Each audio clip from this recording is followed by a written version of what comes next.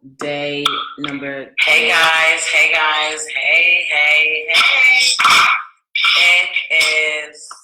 It is now day number. Hey guys, hey.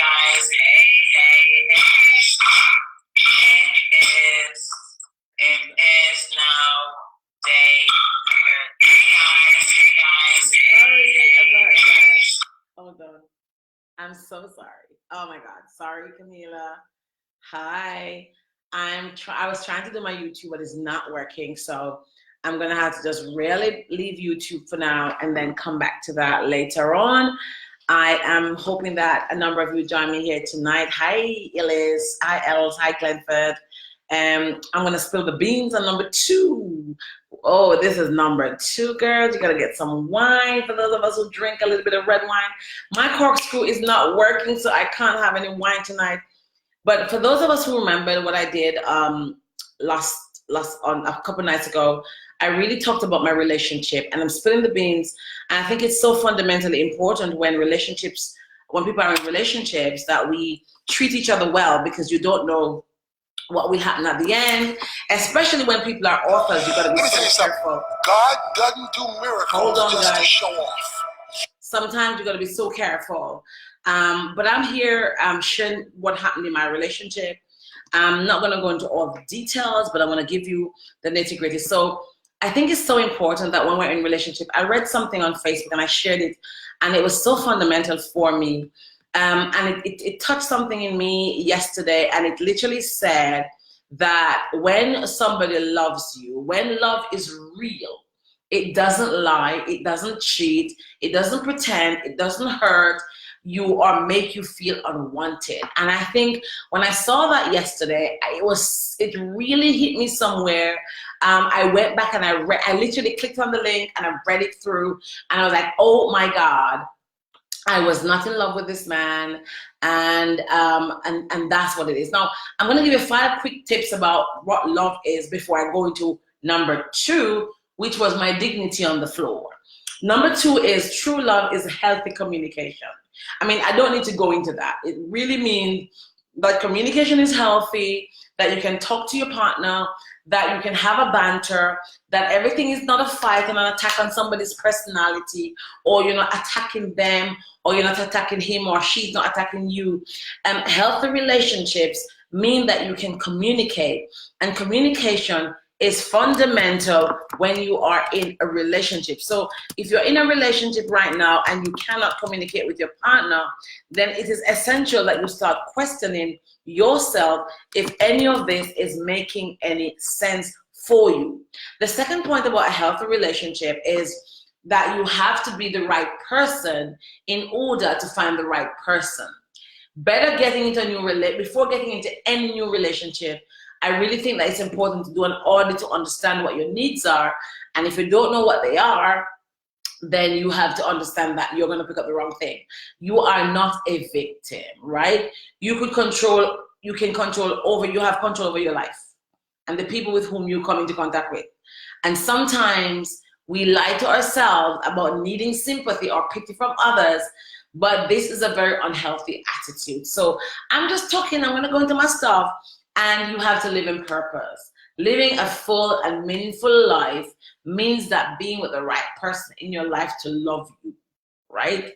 It's being the right kind of love that's healthy, and the right kind of love that's going to love you, and the right kind of love that's going to make you feel secure. And the last point I've come to learn is that true love is not supposed to hurt. It's not supposed to hurt you. So that's it. So I spoke on Friday about my life and my relationship, and I don't remember where I ended, but I think I ended on, I found out I was pregnant. And I didn't know what to do this time because I wanted to leave the man, but I felt trapped. And a lot of that had to do with so I'm gonna go back because a lot of it had nothing to do with him. All of it had to do with me. I'm gonna say that again.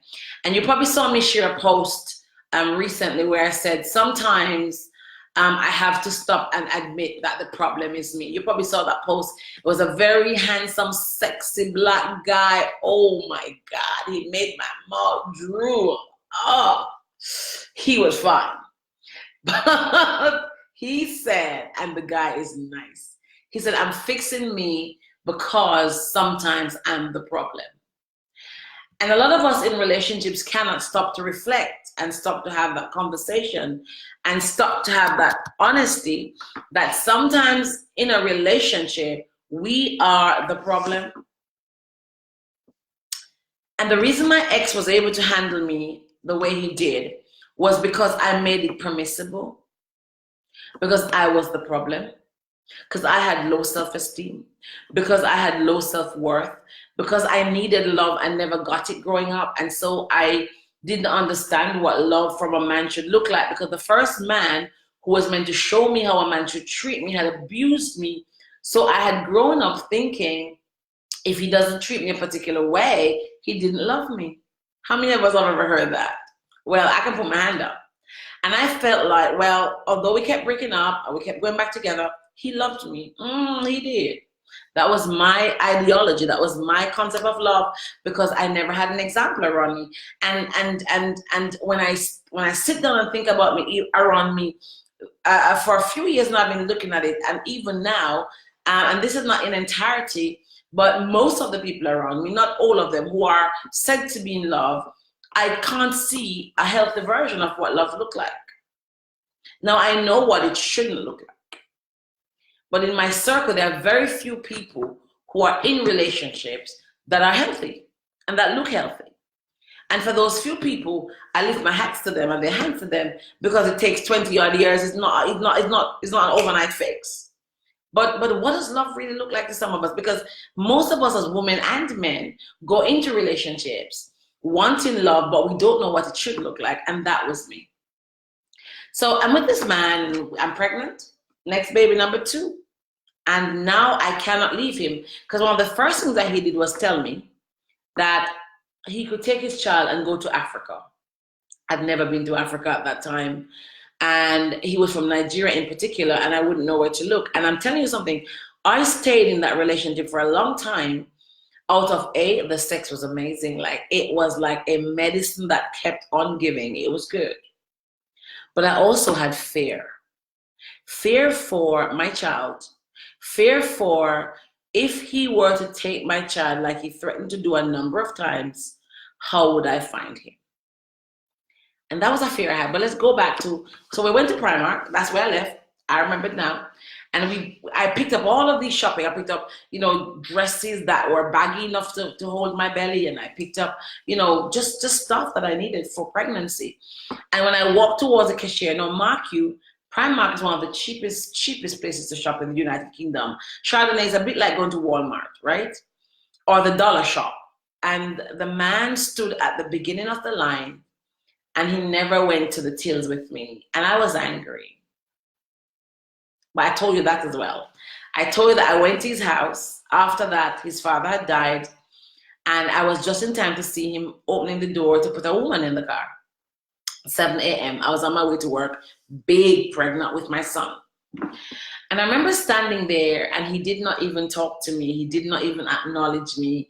And it was an older woman. She looked in her 50s. At the time, he was in his 30s. And I remember standing there broken. I'm pregnant. I've got a big baby. I've got a big belly. I'm supposed to be I don't know what I was. That's a good point. I didn't know what I was. I was just this girl who had a baby inside of me for this man who happened to be the father. And I left in my car and I cried. I drove to work and I'd stopped talking to him. I was down in my head. I was finished. And I remember for months hadn't talked to him, and my pregnancy became very problematic. And I think my pregnancy became problematic purely because I think psychologically your mind can reject a pregnancy. I think psychologically your mind can decide that it doesn't want this baby. And I remember going to the doctors and they told me that I was gestationally diabetic. And I remember I was in a sales job and I just couldn't function anymore. I couldn't function in the sales job anymore. It was a struggle for me. I was falling out my boss all the time. I was angry. I was mad. I was upset. I was snappy to everybody because internally I was struggling with the pregnancy. I was struggling with the breakup. I was struggling with the messy relationship I'd found myself in. I was struggling with trying to pay my bill. I was just struggling all around. And I remember having to prick myself 4 times a day and take my blood to test it for diabetes. And I remember the pain and the agony that was. And I remember going through that pregnancy, and I remember him calling a few times and I hadn't answered. And I remember I went through that pregnancy alone. I'd come off the train in the mornings, in the evenings, and as soon as I came off the train, I would vomit. I would be sick. I literally came off the train and I would be sick. And that went on for months. And when the baby was to be born, I sent for my mom in Jamaica because I needed support. I know I was going to have a cesarean. My daughter by this time was about 10 years old, and she alone could not handle the support I needed. And my mom came from Jamaica, and I remember the day I had the baby, it was my daughter and myself. My mom had come, but she was at home. She didn't drive, so she couldn't come to get me. So my daughter and I took a cab. I just had a cesarean section. And Chardon and I took a cab home with Mikhail. And I remember that day like it was yesterday. My mom called him because in her mind, he should be around. And my mom called him, and when my mom called him, a girl answered the phone. And he lived in a room, so he was in a house share, which meant that he had a room in the house. And my mom called him that day, and the baby was about 3 days old. And it was a girl who answered the phone. And because he lived in a room, I knew what just happened. She said he was in the shower. Now, she didn't know who my mom was, so she didn't have a reason to tell my mom that because she wanted to make me feel upset. She told my mom that he was in the shower. And my mom said, but why would a woman answer his phone and he's in the shower? And I remember sitting there, and I said it a while ago, and as God lived, my cesarean section just moved.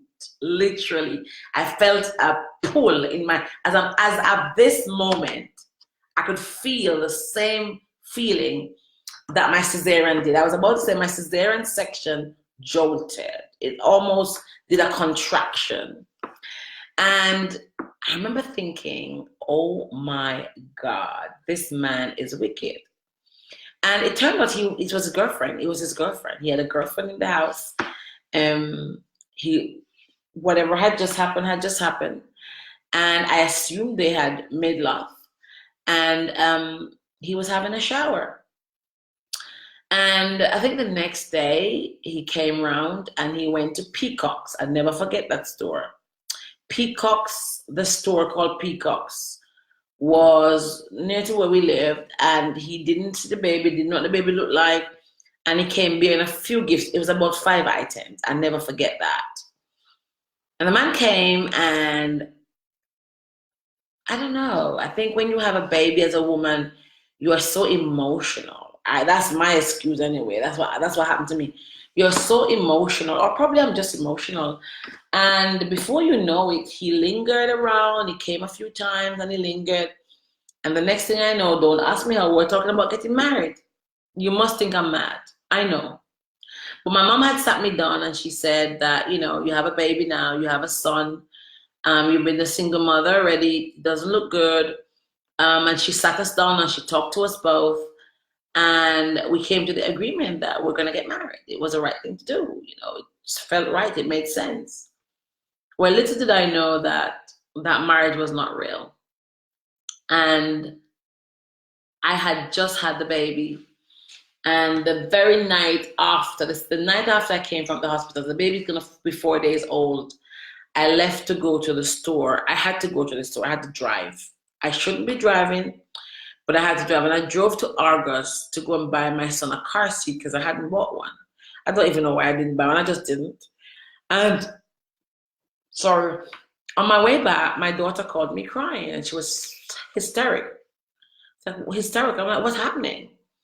And the same girl who was in the bedroom had called and threatened to throw acid on myself, the baby, and my daughter. And my poor mother, who had just come from Jamaica, who thought London was very safe. When I drove up at my gate, my mom had a knife in her hand, literally. She's Jamaican, right? And she was at the gate, swear to God that anybody touched me, she was gonna kill them. And my whole world felt really weird. And I remember driving up to the gate and I called him. I'm not gonna call her. And I said to him, you need to tell me who this woman is. And this man took God off the cross, that there was not a relationship, that he didn't know who it was. And so I said, I'm gonna go to the police. And I called the police because I know I felt threatened for my children's life and my life and my mom's life. And we called the police, and the police was able to investigate and warned her and warned him. And that was a moment when I had to just sit back and say to myself, what the hell are you doing? Like, Ava, what's wrong with you? What's really wrong with you? Why do you allow this man to treat you like this? Why do you do this? And do you know what, guys? I'm going to be honest. I don't know what it was. I don't know what it was. Other than I can say now is that my dignity, self-value, self-worth, they were on the floor. They were dragging on the floor. I had no self-value. I was lonely, but I also had an emptiness inside and a void. I had been crushed from my first marriage, and I felt as though it hadn't ended the way it should have. I also felt like I had contributed that heavily, and in a lot of ways, I felt like nobody in my family stayed together, so it was necessary that we stayed together. I felt like, you know, I was around a lot of African women, and I'm not criticizing African women at all, so please hear my disclaimer. But I noticed that they would take a lot of crap from their men and they still stayed together. So in my opinion, that might be what makes relationships work, because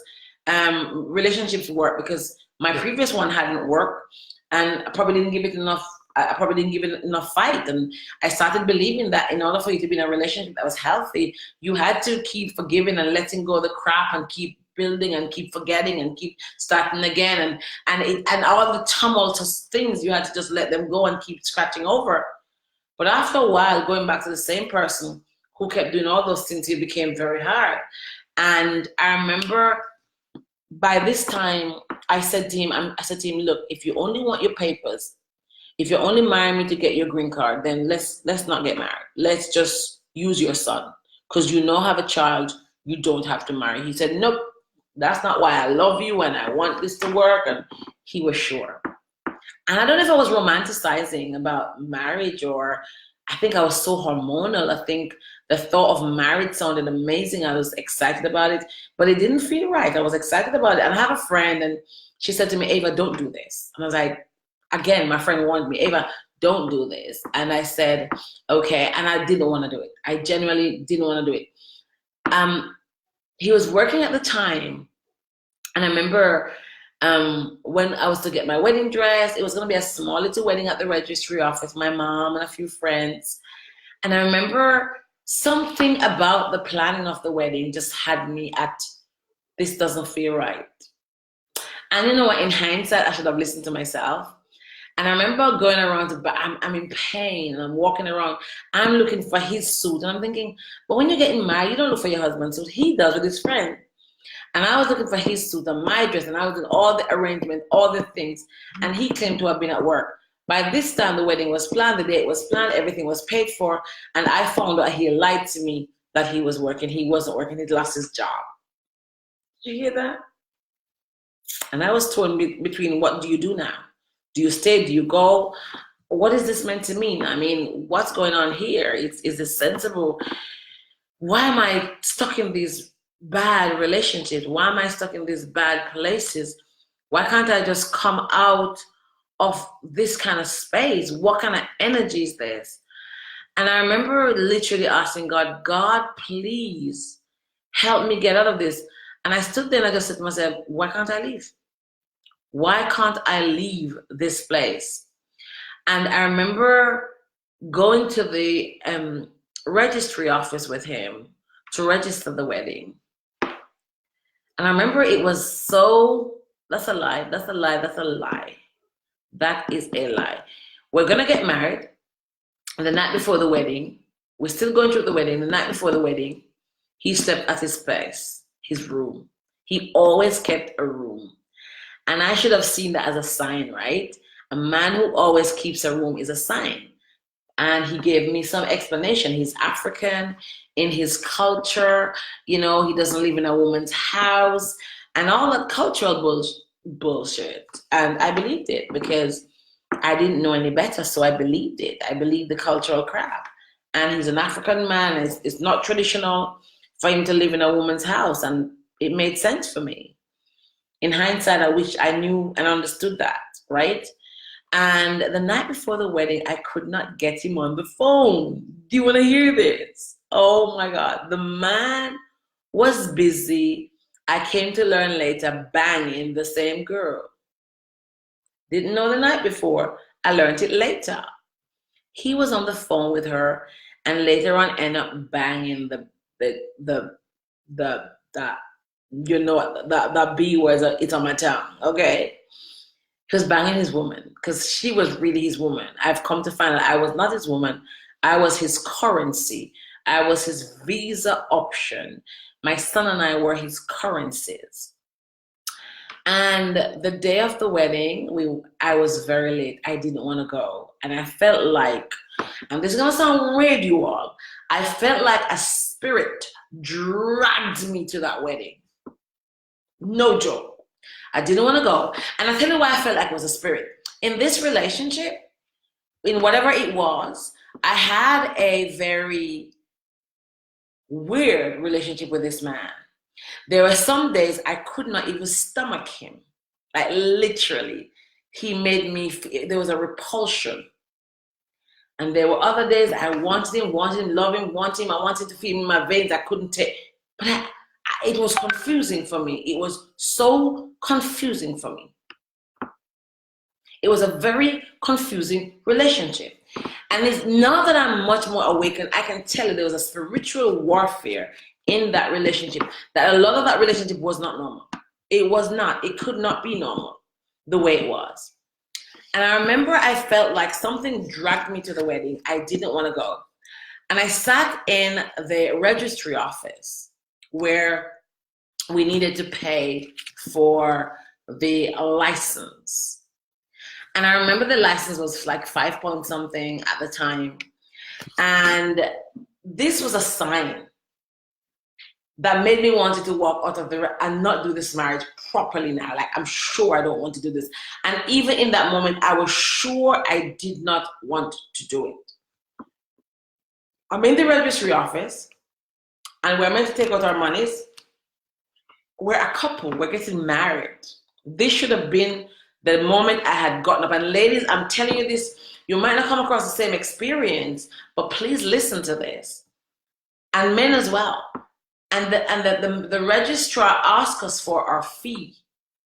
Now, I had an envelope with 2 sets of fees because this is a union. This is a marriage. And I reached into my wherever I had it and I pulled out an envelope, and so did he. That surprised me because we didn't discuss it. But anyway, even though we hadn't discussed who would bring the fee, I thought it's now 2 become 1. So anybody show up with fee, it should be for 2. Well, I had money for 2. He had money for 1. I want you to get that because that might seem trivial, but that was a big sign. He came with money to pay for one. We needed 2. He brought money for 1. And that was a sign I needed to run. And I sat in that registry room and I felt crippled, physically and mentally. And I was between the mind of, should I get up and run and leave? And what will everybody think? And the judgment came, the heat and the judgment. And it's because of the heat and judgment I stayed. And I went through a marriage that I genuinely didn't want to do. I didn't want to do. My first marriage, I got married because I was pregnant. My second marriage is because of, it's not proven, because he wanted a visa. So I've been married twice, and they've never really been kind of like what I wanted at the time. Now, in hindsight, would I have married these men? I'd have married one for sure, my first husband. The second one, no, I wouldn't have married him at all. And so I went to that marriage, and I'm going to end it here in a minute. That night of the wedding happened, and nobody for him came. Nobody came. And there's some friends came, as in no biological family, because I've never met any biological family. And even the lady who he put in that car that day, he said it was his auntie. She never came, but she lived in London. And I found that so suspicious. And all he was interested in, he had the photographer, because the pictures were necessary for him to go to the Home Office to look about his passport. I've never received one of those pictures till today, right? Years later. And he made sure that pictures were taken. We went for a meal at a harvester, a little harvester. And that night after the wedding, the man went back to his room and I went to my house. Did you hear that? The man went to his room and I went to my house. That's how my marriage was. For the whole time we were married, we lived apart. He insisted on keeping a room. He never ever lived with me. He didn't want to live with me. He gave me all the excuses. I was miserable. He's an African man. He can't stay at a woman's house. The list was endless. What really turned out that he already had a woman. He already had a woman who was promised to be his wife. And I was just a currency. And all of the signs were there. All of the red flags were there. I missed them all purely because inside of me, there was something that yearned for something. And when it showed up, I did not know it didn't show up in the correct way. And I took and accepted mediocrity. I took and accepted garbage. I took and accepted crap. And a lot of that had to do with my childhood. A lot of it. It's the rejection. It's the rejection growing up. It's the need to be loved. It's the desire. And so that has not been a pretty journey in terms of relationship. And that's not all that happened. The things that man did to me when he was ready to walk and bounce from this marriage is what I'm going to talk about in the next video. Oh my God, people have commented. I didn't even know that. Sorry. I'm so sorry. I did not even see these comments. I thought I was here by myself.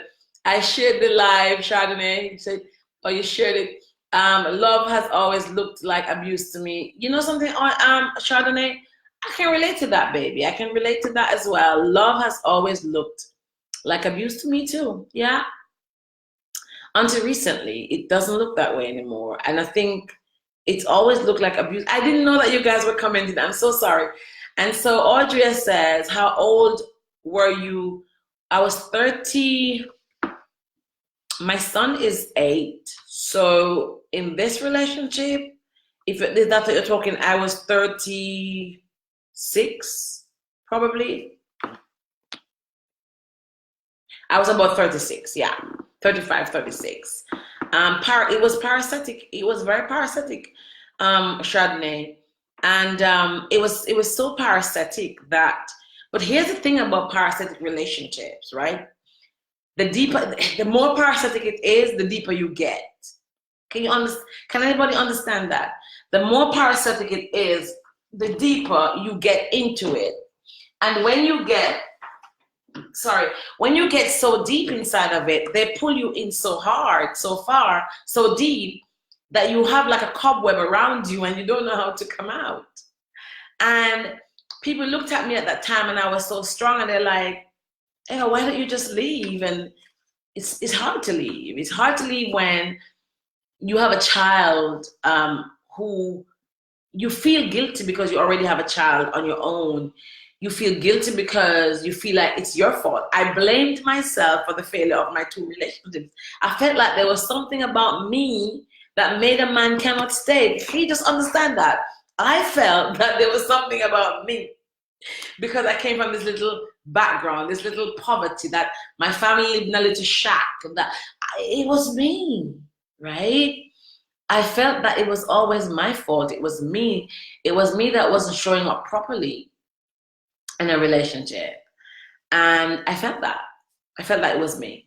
So I just had to tell you guys that it felt like it was my fault. It felt like it was me. And after we got married, let me tell you, the real man showed up. Oh my God. He started treating me like I was his property, like he owned me, like whatever he said I needed to do, like this was his piece of meat. And the deception that came after that took 26 months in court to unravel out of.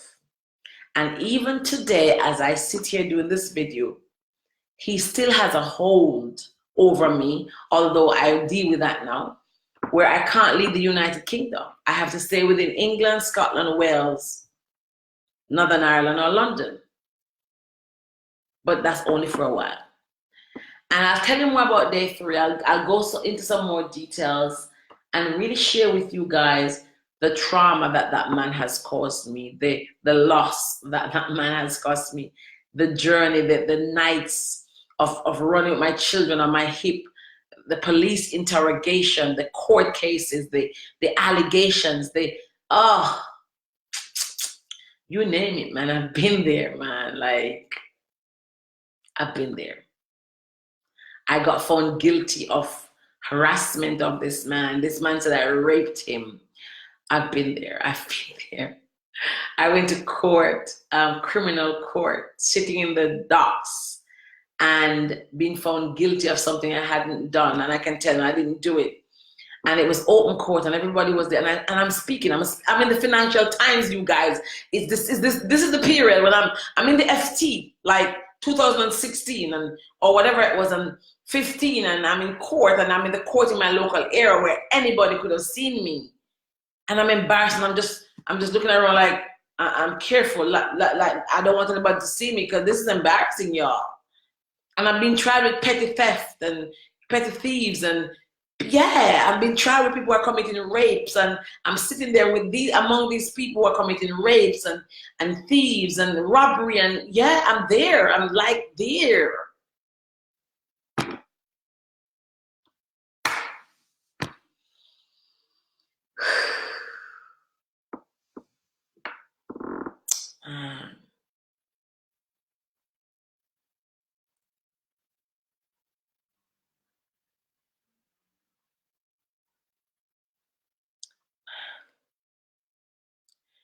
Man, that's hard, you know. That's hard.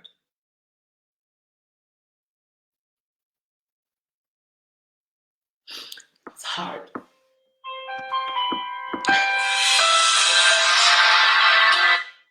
And I sat there in the docks with all of these people.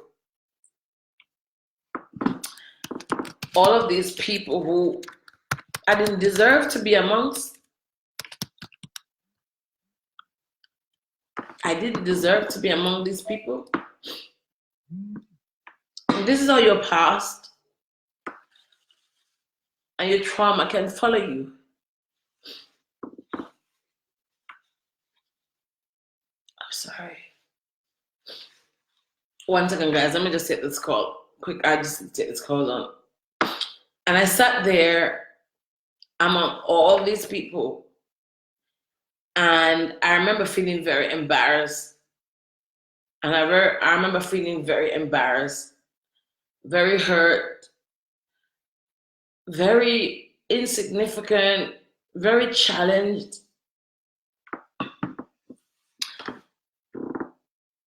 And I felt like my world had ended because I felt like I was going to go to prison. And I hadn't done what I was accused of doing. I didn't do anything. But he knew how to play the game. He understood how to dress for court. I didn't know. So he knew when we had court dates, and he would wait for his beard to grow, and he would come looking scruffy, and he would come looking old.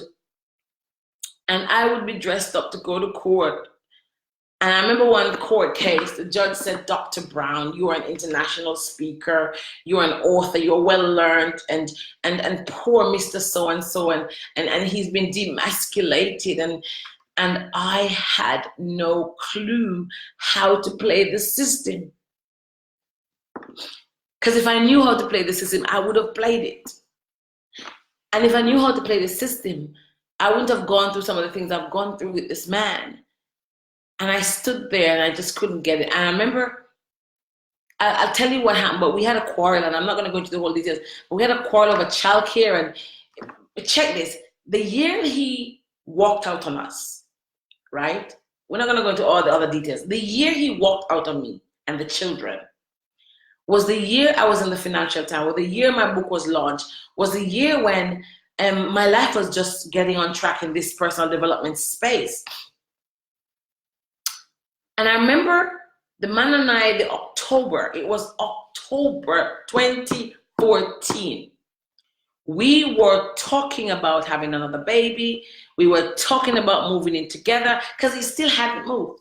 I then, as a fool, had given up my old cottage that I loved and bought and everything, and put a tenant in it because he said he could not live in a house that was not his, because it was only my name on it. So I then went ahead and rented a bigger house because this man says he can't live in my house because that's a woman's house.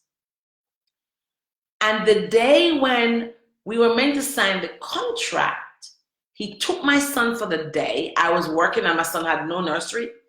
And we're meant to meet at the estate agent, and he picked an argument. And the argument meant that I could not get him to sign the papers. By this time, my house is tenanted and I have nowhere to live with the 2 children. So I became homeless with my kids. And I had to go and stay in the Holiday Inn in Collier's Wood.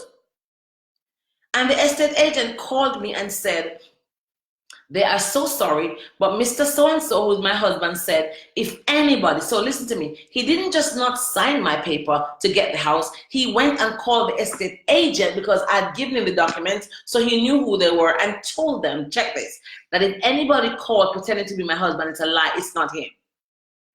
I'm homeless. I've got nowhere to be. He's not going to take me up. And so I had to call a friend, you all.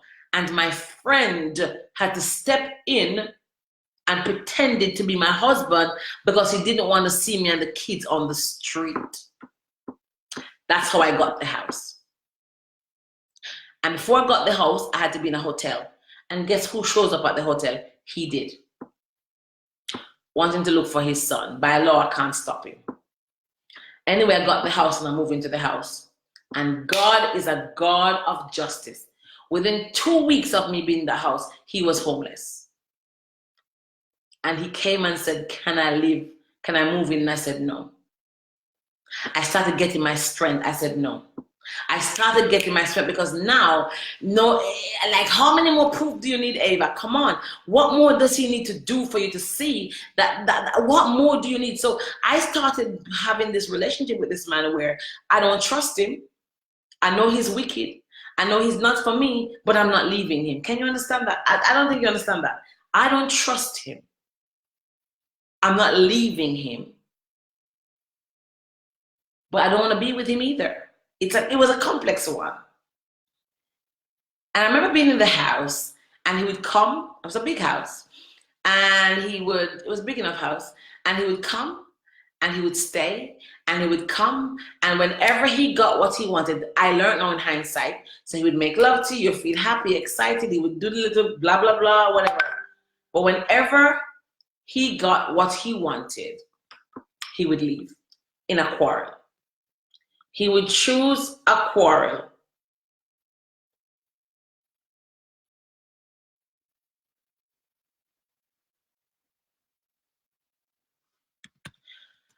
And the more I think about it, the more I said to myself, oh my God. And he would come to my house and he would stay. And I've come to learn that in those days, he was taking documentation from my house to secure his green card, to secure his visa. And the rest of what happens, I'll tell you tomorrow. But I can tell you that if I were to truly sit down and chronicle all I have been through, my God,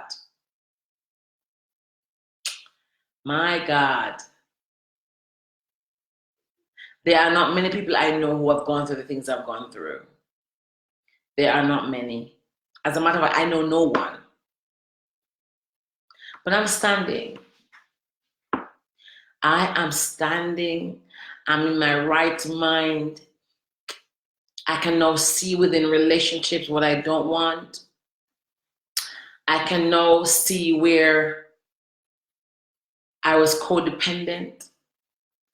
I can now see how I desire to be loved. I desire a good man. I desire the best. I desire a man who's gonna love me, and I'm not looking for him to complete me, but to compliment me. I desire a man who makes me laugh and smile. I deserve passion and kindness and respect and honor and love, and I deserve all of that. And I think if I look at all that I've been through in my last relationships, I can't settle.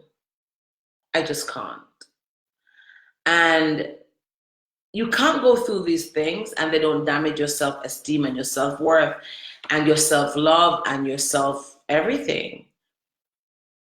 But you can build up those things. And I'm going to talk to you about that tomorrow night. I'm going to talk to you about the rest of what happened. And I'm going to talk to you about how I build myself. And can I sit there and tell you that every day is great? No, because there's some days when I have flashbacks and I have to pull out my tools like an umbrella. But I have the tools because I had to go and work on me. And every day is a journey. Every day is a work in progress. And you know, I want to say to anybody on here who's going through something, in the middle of something, coming out of something, that you can come out of it. You can get out of it. You can get out of it, and you don't get out unscathed, but you can get out, and you can build. You can find the building blocks. And Audrey and I are preparing some building blocks to share with you guys over the next couple of weeks in February. We're going to be having this program. We're going to invite you to come and join us as we go on this journey of this program. And we're going to invite some of you to join us on this program, because I really believe that through this journey, we have some tools and some skills and some strategies and some support we want to continue to give to you guys in 2020. Whether you are grieving, whether you are broken, whether you are out of a relationship, whether you are single, whether you are, you know, struggling to cope with some issues around life, we can support you. We want to invite you into that that circle of elevation, right? We want to invite you into the circle of elevation. That's what we want to invite you into, the circle of elevation. So if you've watched this and you feel that, you know what, I want to go into the circle of elevation, I can't even spell elevation right here, then join us. It's a circle of elevation. It's not for everybody. It's for a few select people. And we are going to be sharing some more about it in the next week or so, and tell you how you can join the circle of elevation. And that circle of elevation, I just spelled elevation wrong, I think, but I'm dyslexic. Is one where you can come on this journey with me, and you can come on this journey where it doesn't have to stay stagnant. It doesn't have to stay static. You no longer have to take crap. And I'm not saying you don't compromise, because compromise is necessary in every relationship. And people are going to offend you, and you are going to get some heartache, and you're going to have some pain. But how do you navigate? And the circle of elevation is going to be just about that. It's going to be about how you elevate your energy, yourself, your self-esteem, your self-worth, your self-love. How do you forgive yourself, your family, your children, the world around you, to elevate yourself to another level? It's Dr. Ava Eagle Brown, the once broken, bruised woman of color, who is in search of Mr. Right. I really believe there's a guy out there for me who is going to make me laugh, and I'm going to keep looking for him, or he's going to find me. And if you know him, send him my way. I'm just so open to start having conversations with guys who are fitting the criteria of what I'm looking for.